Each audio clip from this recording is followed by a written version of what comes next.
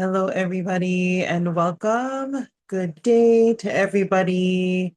I'm really glad you carved out a little bit of time to be here with us today.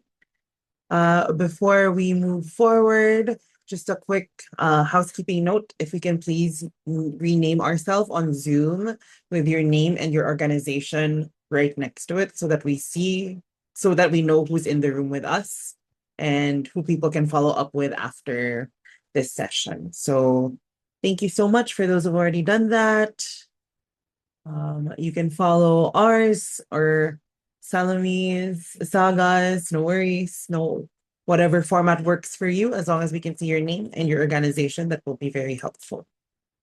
Thank you so much. All right, while we wait for others, I'd like to introduce myself. So for those who I haven't met yet, my name is Rod. I'm joining you from Manila, and I serve as the community choreographer at Pollinate Impact, which means I get to design spaces like these where ecosystem leaders like yourself can pause, sit with research, interrogate what it's signaling, pun intended for the title of the session, and translate those insights into action. So today's session, Signals from the Field, What Evidence Says About Incubator Collaboration and Value Alignment, is one that I'm actually very excited about because I think collaboration between incubators and accelerators is something we all talk about. It sounds right, it feels necessary, and it's often encouraged, right, by funders and other ecosystem actors alike. But in practice, it can actually be very complex. Partnerships form with good intent, yet many struggle to sustain momentum, align around shared priorities, or create tangible value. So today, we're stepping back and asking a slightly different question. What does the evidence actually say about when incubator collaboration works and when it doesn't? Drawing from Pollinate Impact's latest literature review and emerging research agenda, we'll explore what the field is signaling about value alignment, collaboration, and the conditions that make partnerships meaningful rather than performative. We aren't just doing research for the sake of research, but something that we always keep in our back pocket is its research in service of practice. All right, Aditi, if you're ready with the slides, let's introduce the people to Pollinate Impact. Just one moment. And while we're doing that, again, for those who just got in, if you could please rename yourself with your organization right next to it, that will be great. All right. So if you're new to Pollinate Impact, welcome. We're a member-led network of impact incubators and accelerators across the Global South. We know that incubators and accelerators play a critical role in supporting entrepreneurs, yet often operate with limited support themselves, navigating restrictive funding and constant pressure to do more with less. Pollinate Impact exists to change that. We collaborate, connect, and convene so that incubators and accelerators aren't building in isolation, but as a part of a stronger, more resilient impact incubation industry. If you're an incubator in the Global South and not yet a member, consider this your gentle nudge. Members receive funding leads, proposal support, shared tools, and most importantly, real peer connection. You'll see the link and QR code on your screen, and we'll also send it through the chat. And we'd really love to welcome you as part of the Pollinate Impact Network. Next one, a quick note for our incubator and accelerator leaders in the room. Our growth guidance program is currently open. So our growth guidance program is a 3-month focused one-on-one coaching support for incubator leaders, navigating the real complex questions around sustainability, governance, talent, strategy, and other challenges that surround growing your incubator or accelerator. If you're not yet a Pollinate Impact member, this is a strong reason to apply because this kind of tailored support is built into the network. And if you are a member, consider this your friendly but firm nudge. Don't sit this one out, really. We have really great growth guidance mentors who've joined us. So the clarity and strategic grounding you gain from this process is absolutely worth the time investment. Applications close next week on February 25 and slots are limited. So apply for it while you can very soon. All right, next up. I just want to spotlight some things that are buzzing at the Pollinate Impact Network over the next few weeks. We've highlighted 5 upcoming sessions, so you can read through them right now, and you can find full details for all of them on our website. But I want to draw your attention to 2 in particular. First, our investor dialogue series, we call it the Funding Flora, Conversations with Investors.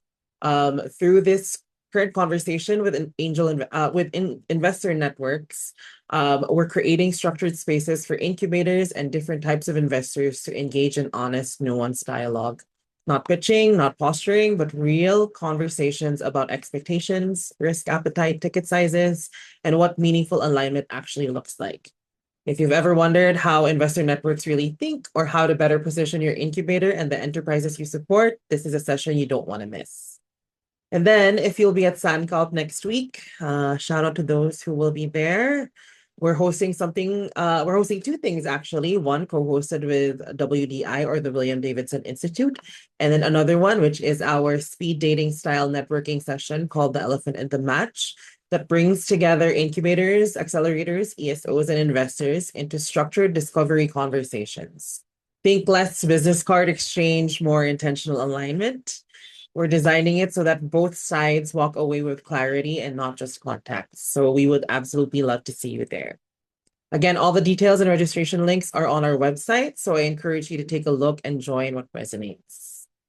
All right, so just to show you how we're going to flow for today, next slide, please, Aditi. Here is our agenda. So we are right now at welcome. We're here. We'll begin with a short check-in with Tess to ground us all. And then we will then proceed to introduce our research advisory committee and then get to know a little bit about what that means. After which we will share where we are in the research agenda of the network. From there, that's where we'll start the meat of the session, where we'll explore what the evidence says about incubator collaboration. We'll open the floor for Q&A and close with a short checkout reflection.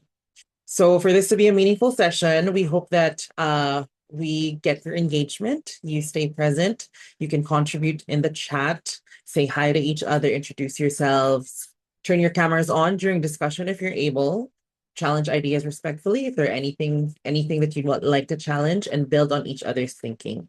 Because collaboration, that's what we're going to talk about today, real collaboration will begin here in rooms where everyone has both a voice and a seat.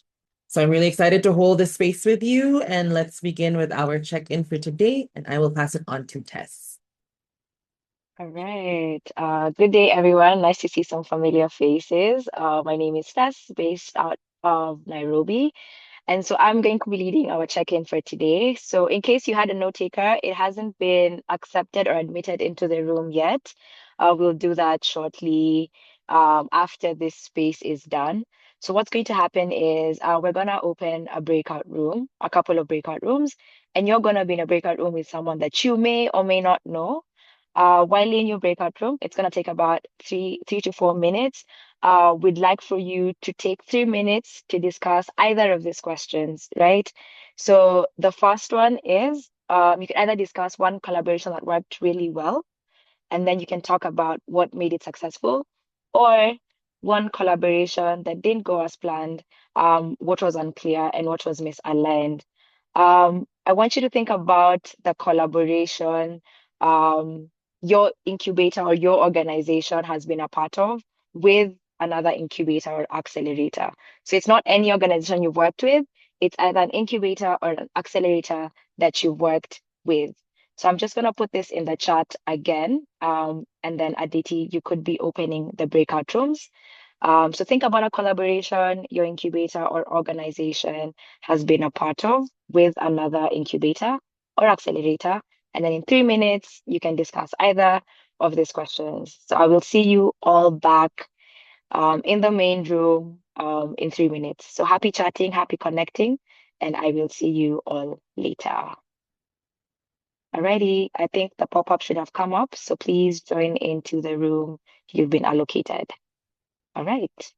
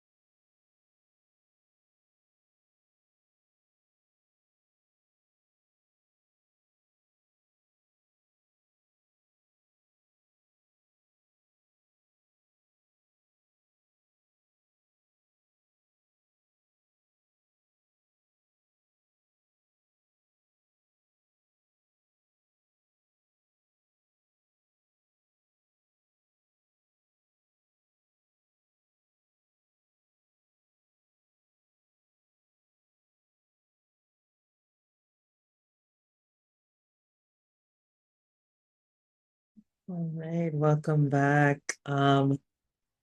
Not everybody in our group got to share. So if you'd like, you can also put it in the chat, even for those who've shared already. It's a great way to kind of see. I saw some laughs and some smiles when we were talking earlier. So I guess people also relate on what made collaborations go well and what didn't. So I think it's a great way for us to kind of connect in the chat. So that'll be great for us to hear if you want to share your answers for the check-in there. But thank you so much, Tess, for going through that check-in with us. All right, so we will now start with the first part of our session. Let me just get my slides ready. Thanks so much, Aditi. All right, so I'll give him actually maybe the floor for a little bit just to take us through what the Research Advisory Committee is, but we'd like to introduce some of them here. They are here in the call. I think there's two of them who are here right now, but we'll show all of the committee members right now. But I want to give him actually maybe 1 minute to let us know what the Research Advisory Committee is, what do they do for the network, and how they're helping support us in creating this research. So Makshi, please go ahead. Thank you. Thanks, Rod. And hello, everyone. Thank you all for joining. I'm Himakshi. I'm the research weaver with Pollinate Impact. And as the name suggests, my role is to basically research on impact incubators and accelerators. And when we were starting with our research, we realized that an important part of creating research of building evidence is also the backing of researchers, backing of incubator leaders if we want to make our research practitioner oriented, if we want to make our research more practical and usable and implementable by our own members. So we created a research advisory committee last year, and the major role of our advisory committee is basically to advise us, direct us, and guide us, be the guiding light basically, when we are which theme to choose to research upon, which direction to take, how long should be the research, and what are the nooks and crannies, and what are those certain aspects that we might miss out. So we need guidance from practitioners, we need guidance from academicians, and our research advisory basically consists of two of the academicians. As you can see on the screen, Saurabh is one of the academician with us. He's an associate professor with University of Glasgow, Adam Smith Business School. And we have Tony Sheldon, who's a senior lecturer at Yale School of Management. These are the two academicians with us, and rest of the four are practitioners. They are Pollinate Impact members. So Anand is here from NSRCL. He's the CEO of NSRCL at IIM Bangalore. Gertrude, she's the director of operations with Raghab Ghana. Penina, who we have on the call today, she's the board chair with DimeWise. It's an incubator in Nairobi. Then we have Kenny. He's also the director of Impact Hub Nairobi. So the research advisory committee basically helps us keep grounded, helps us be grounded in both in terms of both keeping our research academic, but also not losing touch from the practitioner side that we want to give to our members. And with this, since we have Penina here, I would love for her to introduce herself to the audience. So, Penina, would you like to go ahead? Yeah, I can go ahead. So, hi everyone. Glad to be here. Right, so I think Hamakshi has given a good overview of what we do. So basically, we answer all her questions when she sends us emails, and we do our best to give her, honest feedback, open feedback. So I'm here with under DimeWise. I do serve as the chair of the board for DimeWise, which is an ESO that also includes a microfinancing aspect to it. I'm passionate about what ESOs can truly do and what collaboration looks like. Now, why do I love research? So let me talk about loving research.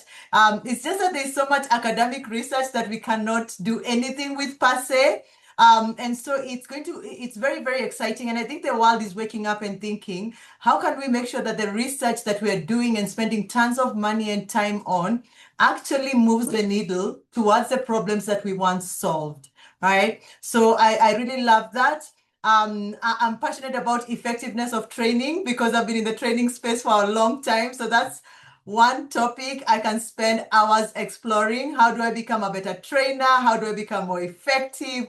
I moved into coaching now, and that's the same thing. I'm like, after I ask these people this many questions and charge them all this money, did it make a difference? Did it really? Well, maybe to my account. I'm just saying, no, really, did it make a difference? So I'm really glad to be here and to support the work here. Thank you. Thanks, Penina. Thank you so much.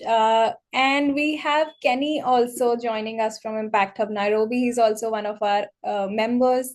Kenny, would you like to go ahead and introduce yourself? Sure thing. Uh, yes, hello everyone. Kenny Karaoke here. Forgive me if there's any background noise.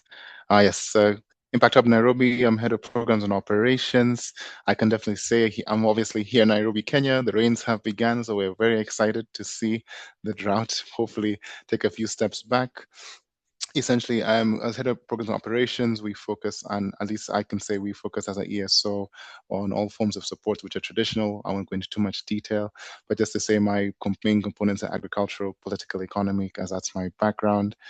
And yeah, what made you say yes to joining this committee? I'd say it was essentially the opportunity to work with like-minded folk who are looking and searching for better ways for us to interact as ESOs within this ecosystem, plus the research component as mentioned by Penina, which is so important. I think sometimes, it's a feeling. Sometimes you might have a feeling about something, but it's really great to ground it in actual reality. So this has been an exciting journey, and I hope, it continues to go well.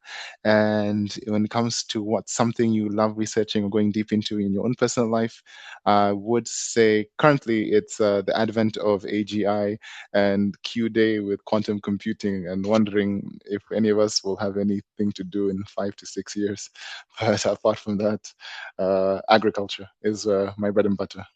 But thank you so much. And yeah, I hope we carry on. Thanks, Kenny, and thanks, Penina. This was lovely. Thank you so much for introducing yourselves. I think as we go forward with more such convenings, we'll have more of our RAC members join, and I would love for them to introduce themselves. But for now, I think we can move on, and just so that everyone in this meeting, during this convening, I hope that everyone knows that Pollinate Impact has been conducting a primary study on financial sustainability of impact incubators. Most of you must have gotten a bunch of emails from me. Thank you so much for everyone for filling in the pre-survey and for participating in this research. So currently we are in the data collection phase, and we are analyzing the pre-survey responses, based on which we'll send you the final survey questionnaire. So how does the progress look so far is that the pre-survey has been completed across all global south regions. We have great participation from Latin America, from Africa, from South and Southeast Asia, and the responses we've received are from close to 140 organizations, and these organizations represent all sectors. Few of them are sector specific, few of them are sector agnostic, and we are loving those responses. They are not only incubators and accelerators, they come from wide variety of business models, and we are loving exploring these models and learning new things about incubators and accelerators who are not incubators and accelerators in a conventional way, but they still provide certain services. And we've seen strong interest across, as well as beyond our own membership network, in understanding financially sustainable business models, incubation models that can help them become resilient in the long term. And we've seen this interest not only from Africa and Asia, but also in Latin America, and also few of the incubators and accelerators even in Europe are interested in learning more about how impact incubators in the global south can become more financially sustainable if they want to think about scaling into global south. And the next steps for this research include rolling out the main survey. Once we have the surveys out, then after the responses are received, we'll analyze those responses and conduct interviews with each and every one of you, provide ecosystem insights. And that's when around June, July is when we are looking forward to widening the network learning as well as disseminating that research and launching our research. So just a little heads up, and we'll keep you posted and updated about this research. So excited to have you all on board. Can we move to the next slide? Yeah. So once again, thank you everyone for joining us. Thank you everyone for being here today. This session is about something we often talk about in ecosystem spaces, and collaboration between incubators is one of the topics that come up, but it is rarely examined through evidence. And at Pollinate Impact, we've been exploring what research actually tells us about incubator collaboration, synergy, and value alignment. Today, I'll share some early signals from the field that work and that we've been doing the work that we've been doing on this subject. Can we move to the next slide? Okay. Great. Thanks, Samakshi. Before we dive into what we've learned, we want to know about your current status of collaborating. And so I have a quick question. In the last 12 months, how often has your incubator collaborated with another incubator? So let's use the reactions. I know we all have them. Can I just get that tested? Can we all give me a thumbs up really quickly, just so that I know it's all working? Yes. Thank you, Penny. Thank you, Ifra. Great. Okay, Erwin, I see it. Thank you. Gladys, thank you. All right. So I see all those reactions. So now I'd like you to please answer this question using your emojis. I know these are all there. I think. I hope they're all there. So please let me know how often you've been collaborating with another incubator. Is it regularly, occasionally, rarely, or not at all? So just use your reactions really quickly. Let's see what comes up. Alice says occasionally, mostly project-based. Great, thank you. Tanina as well. Same for Ifra. Great. Anybody else? Gladys also says occasionally. So it seems like most of the room have actually so far, they would collaborate mostly on project-based or one-off. So there are occasions when it does happen. All right, great. Thank you so much. The next one, I will need you to type it in the chat. When incubator to incubator partnerships don't work, what's usually unclear? And thanks to Tess, we got to hear a little bit about this in the check-in breakout rooms, but now we can share it with the rest of the group here. So in the chat, if you can type the letter that best reflect your experience, that would be great. And you can choose more than one. So if it's A to E, then that's fine. But if there's a specific one that you feel like that's usually your experience in terms of being unclear, please join us. So I'll give you maybe 20 seconds to put it in the chat. And then once you have it, you can start sending it out. So A, B, C, D, or E. Which one is usually unclear when incubator to incubator partnerships don't work?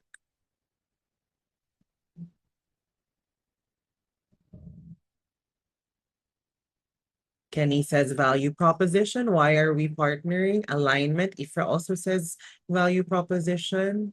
Thank you. Alice says roles and responsibilities, value, and resource contributions. Who brings what? I see a lot of D's and B's. Okay, I think that's something that's across the board for those who've answered the chat. Thank you so much. Thanks, everybody. Let me hand it back over to Himakshi to go through the evidence with us. Himakshi? Thank you. Thanks, everyone, for responding. So before I jump into this question, I wanted to set the stage and say that collaboration among incubators and ecosystem builders is often described as very essential. We keep on hearing about partnership, coordination, ecosystem alignment all the time. But a question that we kept coming back to was, what does collaboration actually look like in practice? And when does it actually work? Because joining networks, signing MOUs, or attending convenings doesn't automatically translate into meaningful collaborations. So this literature review that we've conducted is actually Pollinate Impact's effort to better understand that gap. And thank you all for answering those questions. Answers to these questions actually help us explore this gap in detail. So thank you all for answering that question. Now, the central question that is guiding the literature review, the secondary review that we've conducted, is very simple. Do stronger connections between incubators lead to trust, collaboration, and meaningful ecosystem value? Right? And if they do, what conditions make those connections meaningful? That's really where the idea of synergy and value alignment comes in. Just briefly on how we approached this review, we reviewed about 30 academic and practitioner sources published between 2015 and 2025. And because research specifically on impact incubator collaboration is still limited, we also looked at analogous networks, including nonprofit collaboration networks, health networks, and innovation consortia. Across these networks, across the literature, we looked for patterns which were related to trust, collaboration, network design, orchestration, and value alignment. So rather than focusing on a single sector, we were looking for repeatable mechanisms across these contexts. So, yeah. Now the question stands, what signals did we actually receive from the field? And the first signal that we received was that connections alone don't create collaborations. Simply being part of a network does not automatically generate trust or joint action. Across multiple studies, trust has consistently emerged through repeated interaction, shared experiences, and a continuous and an ongoing exchange. One way to think about it is collaboration is relational before it is structural. And networks like Pollinate Impact, they create opportunities, but relationships are what create collaboration. Therefore, as mentioned here, trust is built through interaction and not only affiliation. Therefore, the focus should be on creating relationships, and the next level of those relationships is collaboration. Great. And one of the signals, and a very important signal that we received, was about how networks are structured. Research shows that both formal as well as informal connections play very important roles. So while formal collaboration structures, they create accountability, they clarify the expectations in advance, they enable resource exchange. Informal relationships or informal collaboration structures, they deepen trust, they help you enable peer learning, they support knowledge sharing, as many of you have told us in the WhatsApp poll as well, and here today as well, that knowledge sharing and knowledge exchange is really important. That's the very first thing, that's one of the very first things that you get when you collaborate with another incubator or an accelerator. So the strongest networks, they don't choose one over the other, but they try to balance both. And in many cases, informal trust actually makes formal collaboration possible. Even within the Pollinate network, we have so many examples to show that, when two of our members have come together, they have formed an informal relationship, and then they've gotten on such a nice foot that they've signed MOUs, and that even 2 years later they're collaborating with each other on so many different levels. So that is the level of balance, that's the level of structure and flexibility a network should bring. Next slide. And a third consistent finding is importance of orchestration. Now, collaboration rarely sustains itself without someone intentionally facilitating it. And this we all have noticed. This could be, a network manager, a convener, a lead incubator, or an intermediary organization like Pollinate Impact. And these actors really help align incentives for all the members, all the participants of that network. These actors maintain momentum. These actors mediate differences, between the network members, and they keep the communication flowing. And I think the way research has shown us how important this orchestration is, without this careful orchestration, networks often tend to drift towards inactivity or fragmentation. And at the end of this session, we have a question for you, and we'll ask you about what has actually worked for you when you collaborated and what hasn't. But moving on to another signal that research has shown us. Can we move to the next slide? Great. And value alignment determining partnership success. And this is perhaps the most relevant insight for today's conversation. Research repeatedly has shown us that partnerships struggle when value propositions are unclear or misaligned. And this finding is not only from the impact incubation industry, but also other sectors, other industries that exist out there, like health networks, like non-profit networks. They all have shared the same sentiment that value misalignment is the real deal breaker when it comes to partnership success. So value alignment can show up as, unclear expectations. There might be difference in the incentives. There might be diverging agendas, and unequal contributions that these two collaborators are making. And even when relationships are strong, collaboration still weakens when partners don't clearly understand the value that they bring to each other. And I'm sure a lot of us resonate with this. Whenever we are collaborating with another incubator, we see that the expectations from the very beginning have to be set right. There should be a value alignment to create that relationship, but also value alignment to maintain that relationship. The agendas should be common, right? And on the other hand, shared purpose and clarity of value, they strengthen trust and collaboration significantly. If incubator A and incubator B share the same values, have the same agendas, have the same purpose, they are more likely to go further as compared to the other two incubators where the value who do not align on in terms of their value. So synergy is not just about working together, it's also about understanding why collaboration matters to each partner. Great. One final and a very important signal from the literature is also that collaboration does not eliminate competition. Incubators often collaborate while simultaneously competing for funding, visibility, partners, and ventures. So research calls this as competition, collaboration and competition existing together. And interestingly, ecosystems that acknowledge and manage this tension tend to perform way better than those that try to ignore it.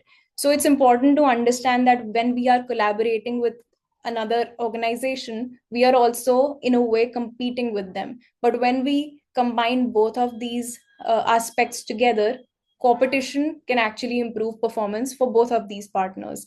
So collaboration doesn't mean removing competition, it means navigating it intentionally.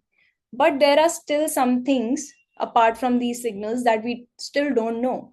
And while the literature gives us very strong signals, it also raises important questions. For example, uh, emerging questions include how incubator collaboration actually evolves over time. We know at a perfect point that two incubators might be collaborating with each other, but how has that collaboration evolved when they have been in partnership with each other for, let's say, 3, 4, or 5 years? And what collaboration models work in the global south ecosystems? Most of our literature, it is skewed towards either global north or skewed towards non-impact incubation related sectors, and we really want to know what works in the global south contexts.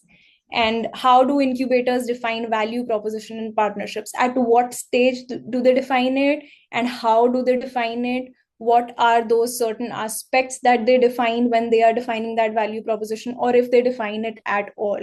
Then how do internal incubator capacities affect collaboration? It's not only about incubator leaders collaborating with each other, but the entire teams of both of these impact incubators that come into action. And what does effective synergy actually look like in practice? So combining all of these questions together, we really want to look at what effective synergy between the two organizations actually look like. How do they practice it? How do they sustain it? How do they maintain that momentum? So these questions are really shaping Pollinate Impact's research agenda moving forward. Next slide, please. So based on the literature, there are few practical signals for incubators. These are investing in relationships and not just partnerships.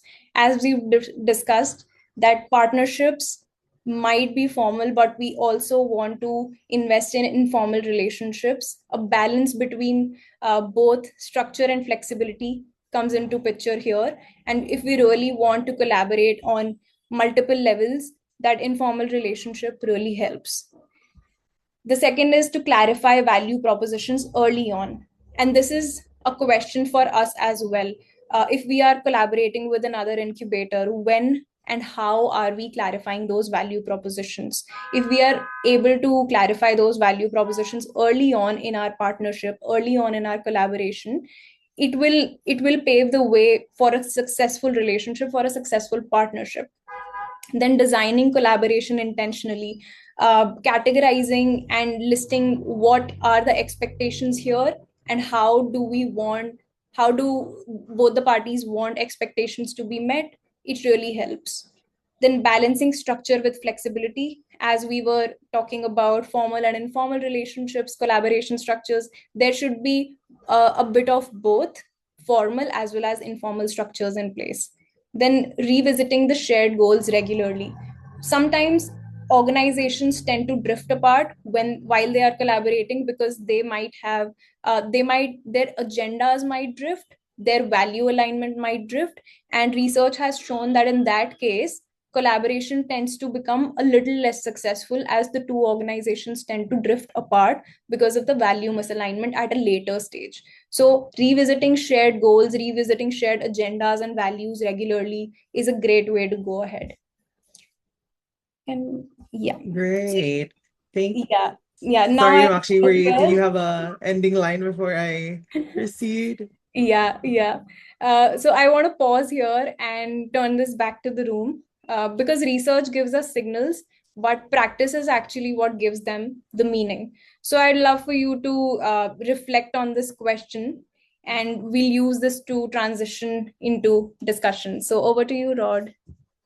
Thanks, Himakshi. Let's give her a round of applause. That was really amazing. I'm so excited to read more about this once we release it. So for those who are in the call, we will be sending the research with the thank you notes. So please watch out for that.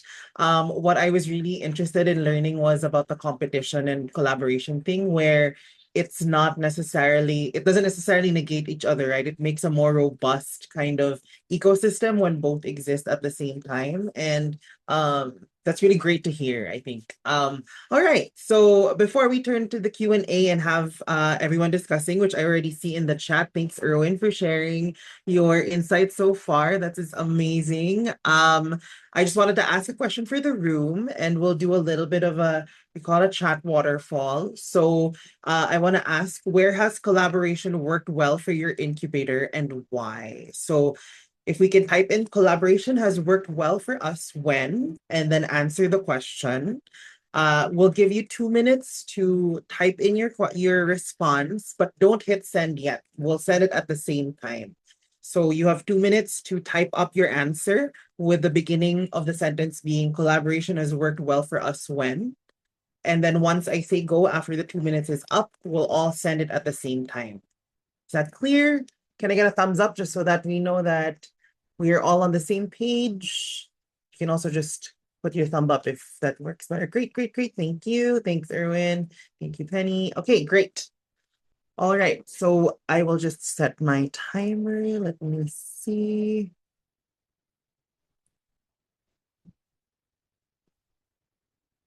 Yeah, I'll just set it on my phone because I can't find the one on Zoom.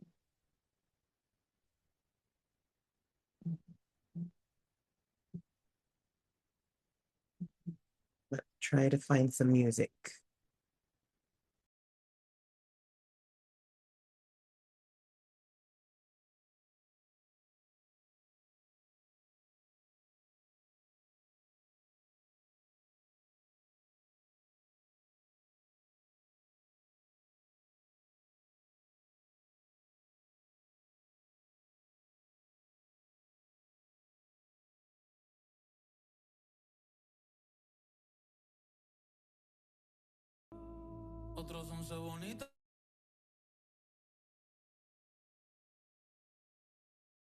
Esas cosas que extrañan los que se van, disfrutando de noches de esas We have about 40 seconds. que ya no se dan, pero queriendo volver a la última vez.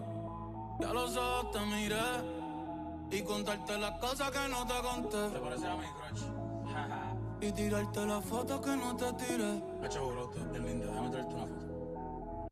Ey, tengo el pecho pelado, me dio una mata. Last 20. Dime, baby, ¿dónde tú estás? Pa' llegarle con Roro, Julito, Cristal, Roy, Edgar, Seba, Oscar, Darnell y Big J tocando bata. Hoy la calle la dejamos 5, 4, 3, 2, 1, and you can hit send. Thanks so. Awesome. Great, great, great. I see some answers here. Give me a minute to read through some of these. Roles, instruments, funding, and responsibilities are clearly shared.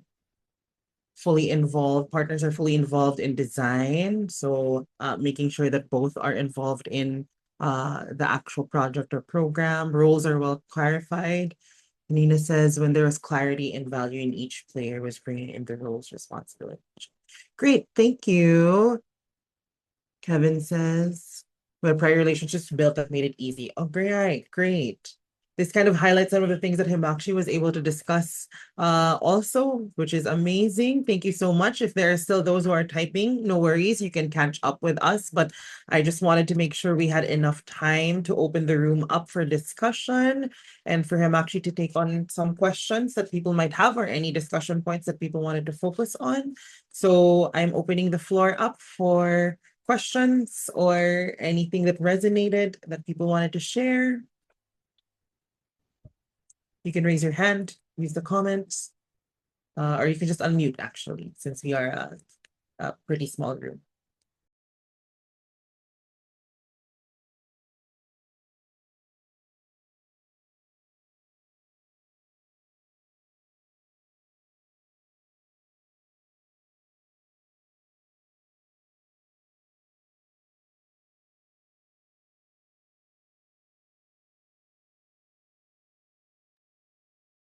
Anyone have any questions?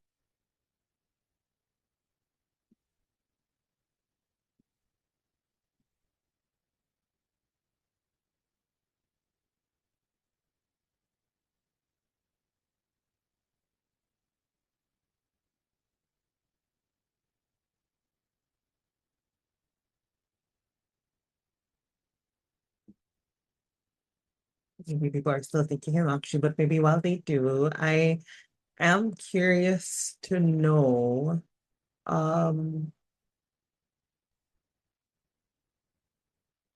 was there anything, I know this is a question that you were also asking as part of the things we still have to kind of figure out, but are there any early signs of like what worked well for longer term collaborations? Like what helped sustain incubators who've worked maybe for years together from the literature that you've read?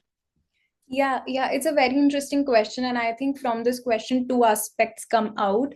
The first one is the evolution of partnership or collaboration, and that is something that we still want to study, right? If we are taking an example of two organizations collaborating on a long-term basis, does that collaboration sustain? And if yes, how does that sustain and evolve in the future? So that is one aspect of the question.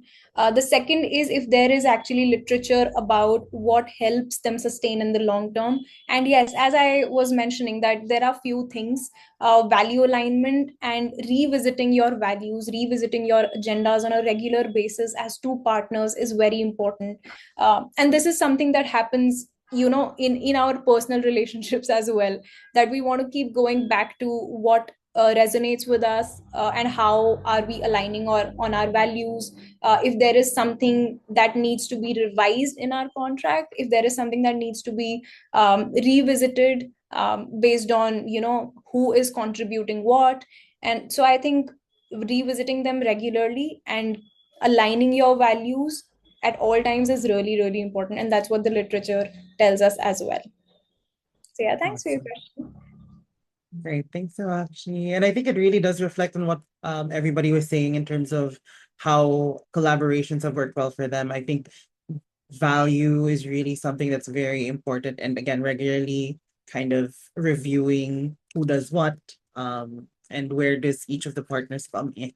I think that really Exactly. does make a lot of sense. Exactly. Clearly outlining the roles and responsibilities. And as most of the audience here has also said that, they having clarity on roles and responsibilities and having clarity on where do both of these collaborators want to go in the next 6 months or 1 years, having those timelines and clearly outlined really helps. So yeah. Thank you. Any other questions or anything that resonated? Maybe something that you feel like really highlighted an experience of yours that you'd like to share? That's definitely something that we're open to discuss also. Here, Erwin mentioned, as someone who works with incubators, value alignment is really important. You stay because of that alignment. Exactly. And I agree with you, Irwin. Once, the value between two organizations misaligns, both of these organizations tend to drift apart. That's why it's very important to find an organization that shares the same agendas, that shares the same value, just like your organization. So yeah, thank you so much for contributing, Irwin. Thanks, Erwin. While we wait for others to maybe share also, I will pull up the feedback form. This is very important for us to know how we did for the session and how we can do better. So please let us know your feedback, and no worries, while we're doing this, you can still unmute and share with us your thoughts.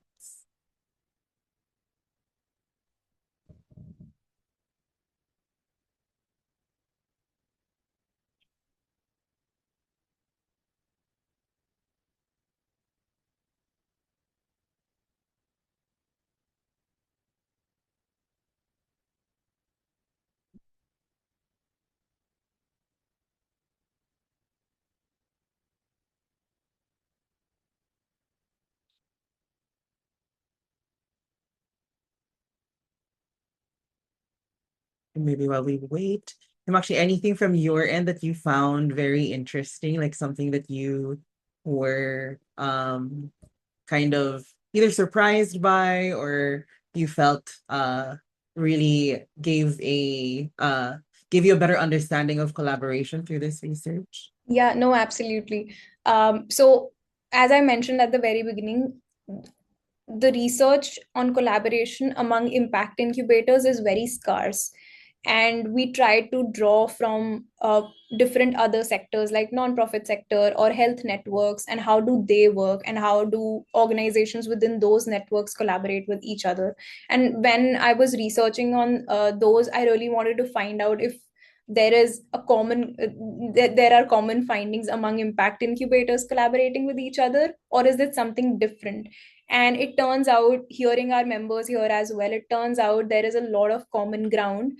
And no matter what organization you are, wherever you work, in whichever part of the world, in whichever region, there are few informal ties that you share with your partner, that you share with your collaborator, that goes a long way. So it does not matter if you are a health impact incubator, or if you are an NGO. If you have a partner you want to collaborate with, value alignment goes a long way, and agendas go a long way. And it really matters how you are coming to cultivate that relationship, how you're coming together to sort of nurture that relationship and think of it in long terms. So that was the finding, and seeing all our members also echo the same finding, it really makes a lot of difference. And if and when we try to do a primary study on this, I think I would really be interested in knowing more about how our members feel about collaboration, and how if they have collaborated with another organization, how has it fared for them, and to really see how those relationships and those collaborations have evolved over the years. So yeah, thanks Rod, and thanks everyone. Thanks, Himakshi. That's really great. I think, yeah, when collaboration happens, right, then it's really like whatever is effective, whatever organization you are, it kind of translates through. And I'm glad that we were able to see that validated today. At the same time, if we do this research, I'm sure Tess and Sophia will also be very happy to learn more about that, since we do want to create more connections within our members within the network. So definitely exciting if we do primary research on this in one of the years within the network.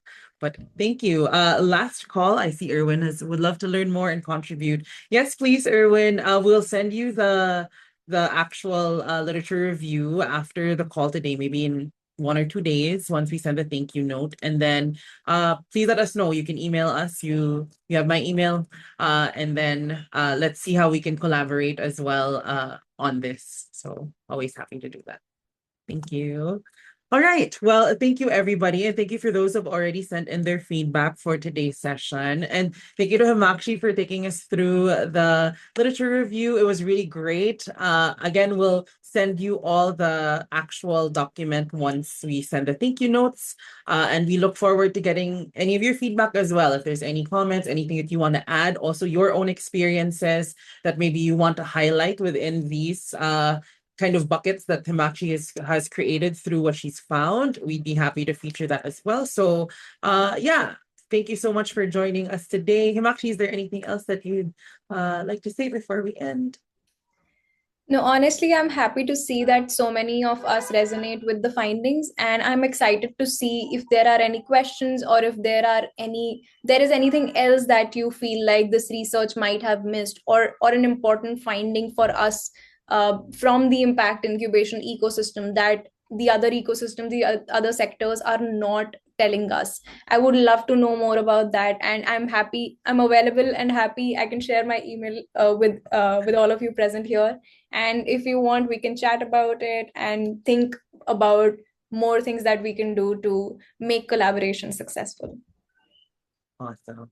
Thank you. Thanks, Himakshi. And thank you again to Penina and Kenny for joining us, members of our Research Advisory Committee. And thank you to all of you for joining and being very engaging today. We hope you have a great day ahead, and we'll see you at the next convening. Thank you. Thank you.